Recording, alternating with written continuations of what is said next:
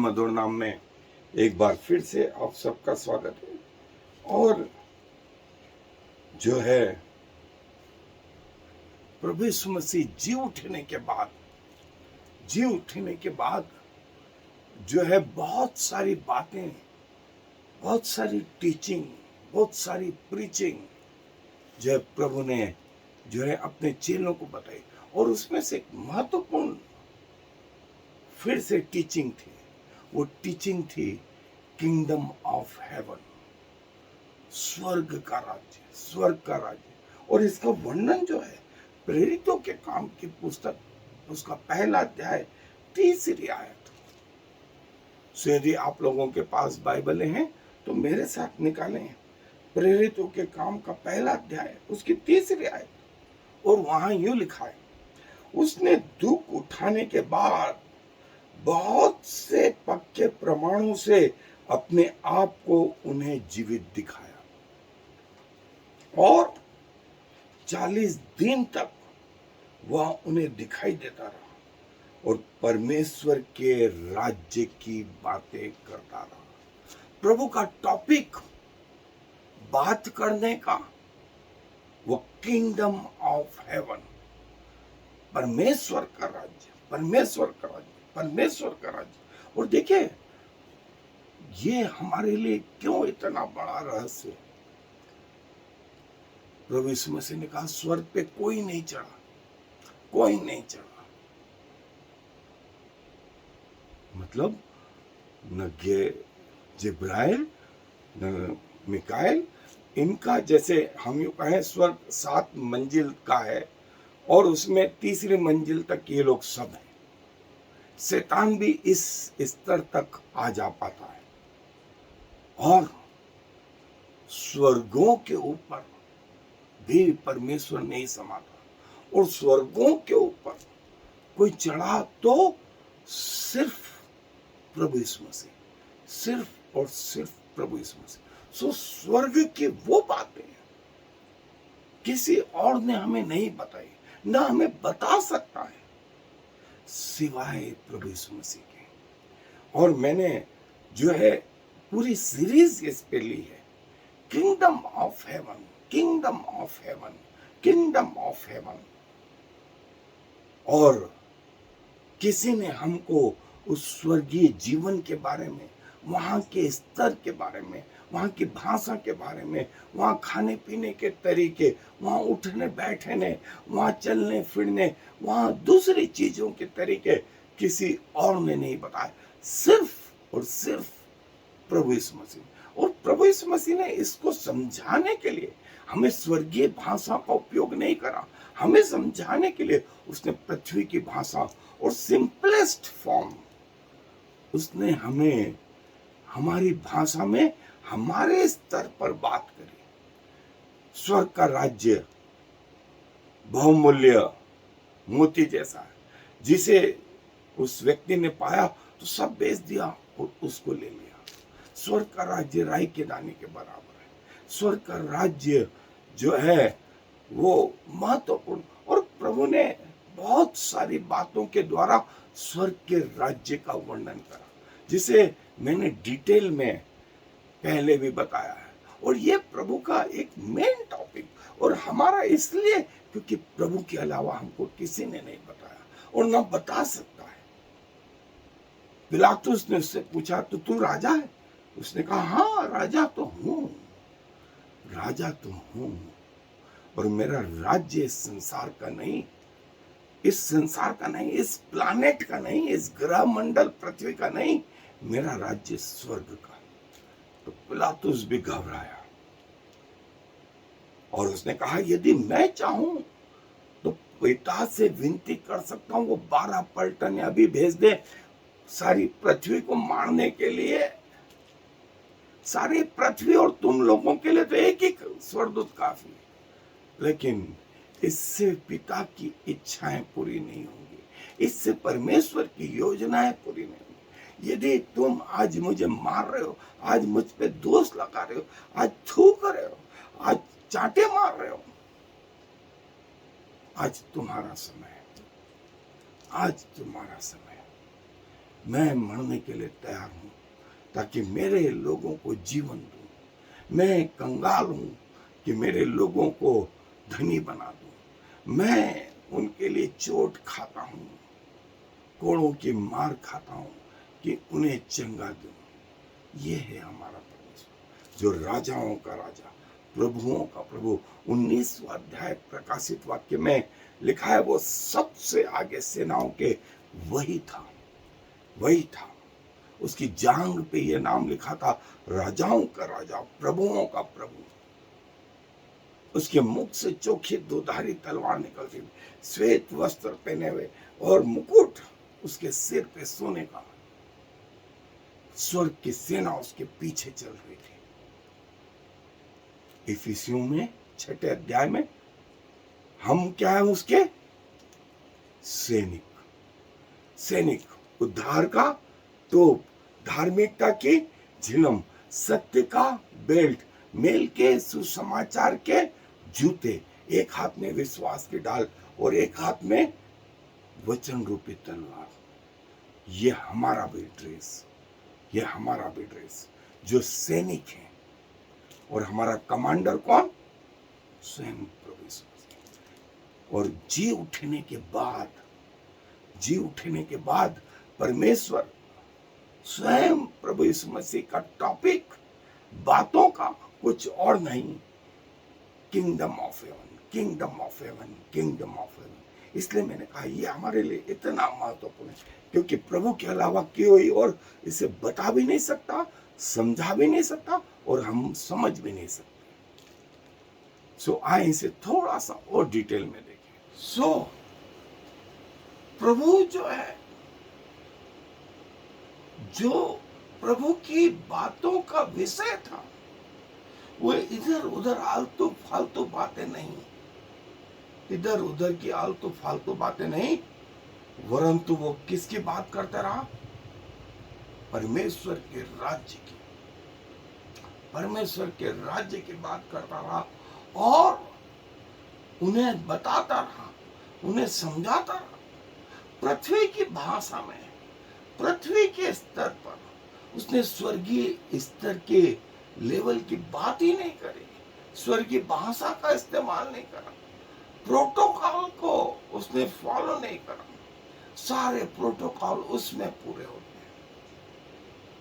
और उसने हमें, जो पृथ्वी के लोग हैं, समझाने के लिए और सरल बनाने के लिए बहुत सारे उदाहरण यूज करे, बहुत सारे उदाहरण यूज करे, कि हमारे समझ में आए, हमारे समझ में आए कि स्वर्ग का राज्य, परमेश्वर का राज्य ऐसा है। और वो 40 दिन तक बहुत से पक्के प्रमाणों से अपने आप को जीवित बताता रहा। 40 दिन का समय आया है यहाँ, 40 दिन का समय। और जो आया है कि उसके जीवित होने का प्रमाण, उसने बहुत सारे एविडेंस दिए, बहुत सारे। और ये जरूरत नहीं कि उसकी जो है ऑथेंटिसिटी पर, उसकी वास्तविकता पर शंका की जाए, टटोला जाए, और जो है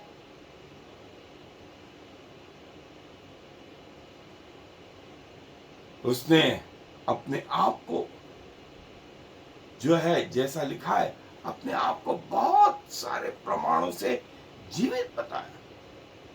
और यह सिलसिला कितने दिन तक? 40 दिन, 40 दिन। और उसका मेन टॉपिक क्या था? Kingdom of God, kingdom of God. और जो है ये हमें प्रभु से जो है सीखना है। जो है कई लोगों ने उस पर शंका करी, फिर प्रभु ने अपने आप को उन पर अलग अलग तरीकों से प्रकट किया, उनके साथ खाया, और उनके अविश्वास पर उन्हें उल्हाना भी दिया कि क्या करते हो, क्या कर रहे हो। और जो है फिर उनके देखते देखते वो स्वर्ग पर उठा लिया और पिता परमेश्वर के दाहिने हाथ विराजमान है। और जो है उसने कहा था तुम्हें शांति मिले, तुम्हें शांति मिले। सब लोगों को नहीं, सब लोगों को नहीं, लेकिन प्रभु ने अपने लोगों को जो है परमेश्वर के राज्य के विषय में, परमेश्वर के राज्य के विषय में ये किसी को नहीं मालूम। सदूकी, फरीसी, पिलातुस, हेरोदेस, पढ़े लिखे लोग, धनवान लोग परमेश्वर की इन बातों को समझना और सीखना चाहते हैं, लेकिन ये बातें उनसे दूर रही। और ये हम जगत के मूर्खों पर इसलिए प्रकट करी गई कि हम उसे अच्छे से जाने। जो जगत में कुछ नहीं समझे जाते थे, जगत के कूड़ा और करकट थे, पौलुस बोलता है प्रभु ने उन पर दया करी, उन पर दया करी। और हम वो व्यक्ति हैं कि प्रभु हमें अपने राज्य के विषय में समझाता। इसलिए प्रभु ने कहा तुमसे पहले वेश्याएं, विधवाएं, यूनक्स, जो समाज के पिछड़े हुए लोग हैं, जो है वे तुमसे पहले परमेश्वर के राज्य में प्रवेश कर रहे हैं। वे तुमसे पहले परमेश्वर के राज्य में प्रवेश कर रहे हैं। और जो कुछ समझे जाते थे वे पिछड़ रहे हैं, वे पिछड़ रहे हैं। और प्रभु ने ये बात कही, प्रभु ने उनको ये बात समझाने के लिए। देखिए फरीसी, सदूकी, वो हेरोदेस, वो पिलातुस, वो यहूदा इस्करियोती, वो समाज के ठेकेदार, वे पढ़े लिखे लोग, वो पैसे और ओहदे वाले लोग, वे सब कहां हैं? वे सब कहां हैं? उनमें से थोड़े थे जो प्रभु यीशु मसीह पर भरोसा करते थे। अरमितिया का यूसुफ पैसे वाला था, निकोदेमुस पढ़ा लिखा था, पौलुस पढ़ा लिखा था, लूका, मत्ती और कुछ चेले जो है टैक्स कलेक्टर थे, पढ़े लिखे थे। प्रभु ने इनको भी चुना, प्रभु ने इनको भी चुना। स्वर्ग के राज्य में और स्वर्ग के राज्य का भेद इन पर भी खोला, इन पर भी। और कई लोगों ने प्रभु की इन बातों को जानना चाहा, लेकिन ये बातें उनसे दूर रही। आज भी वे इन बातों को नहीं समझ पाते।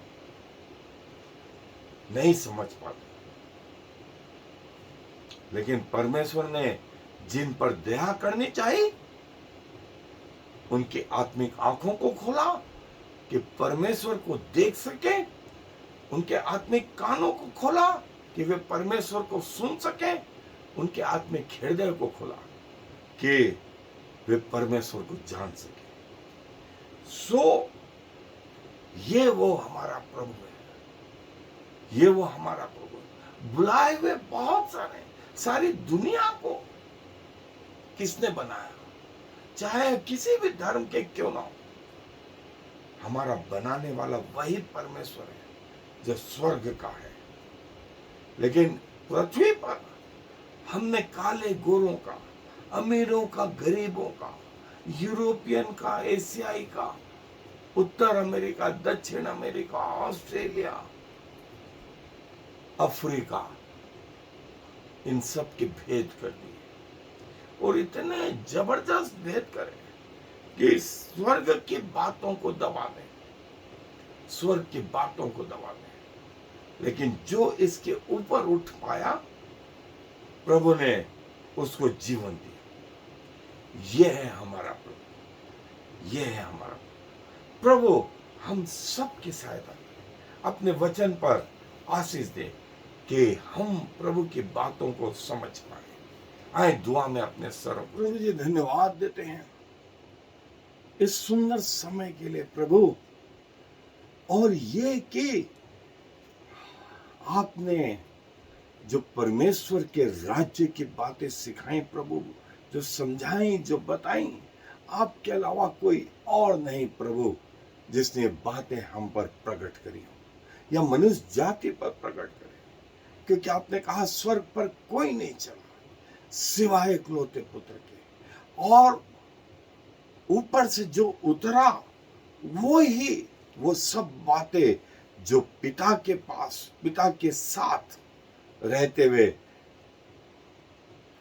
उसने पृथ्वी पर चाहा कि लोग जाने, और प्रभु आपने वो प्रकट किया मनुष्य की भाषा में, मनुष्य के स्तर पर, और बहुत सरलता से जो है आपने वो बातें समझाने की पूरी पूरी कोशिश करी। और प्रभु आप कहते हैं कि जहां मैं जाऊंगा वहां तुम्हारे लिए जगह तैयार करने जाता हूं कि वहां तुम भी रहो। प्रभु क्या कहें, क्या कहें।